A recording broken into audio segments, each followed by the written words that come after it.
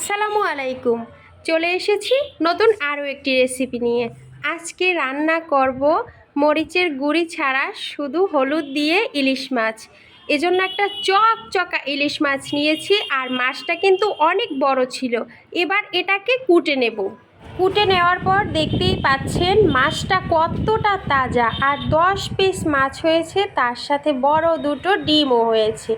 আর মাছটা থেকে দেখুন ধোয়ার পরেও লাল টকটকে রক্ত বের হচ্ছে, কিন্তু মাছটা আর ধোয়ার দরকার নেই। এবার এখান থেকে বড় বড় 2 পিস মাছ ভেজে নেব। মাছটা মনে হয় ভাজাটা একটু বেশি হয়ে গেছে। আজকে যে মাছটা রান্না করব সেটা কিন্তু ভাজবো না, ওই একই তেলের ভিতর দিয়ে দিলাম লবণ। 1 চামচ লবণ দিয়ে এর ভিতর পেঁয়াজ কুচি আর কাঁচামরিচ দিয়ে ভালোভাবে এটাকে এখন ভেজে নেব।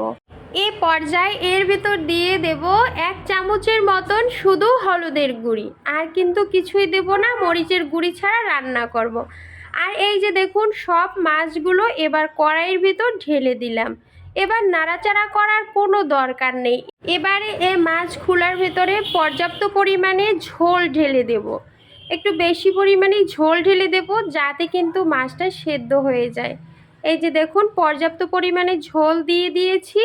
আর এবার এটাকে ঢেকে রাখবো 5 মিনিট। যেহেতু ইলিশ মাছ নরম, তাই সেদ্ধ হতে কিন্তু বেশি একটা সময় লাগবে না। আর এই যে দেখুন শুকনো শুকনো করে নিয়েছি। মরিচের গুঁড়ি ছাড়া কাঁচা মরিচ দিয়ে ইলিশ মাছ খেতে কিন্তু খুব ভালো লাগে। এই রান্নাটা করার পর কিন্তু আসলে ধরাই যায়নি, এতে কিন্তু মরিচের গুঁড়ি দেওয়া হয়নি। আর লাস্টের লুকটা দেখুন কতটা সুন্দর হয়েছে।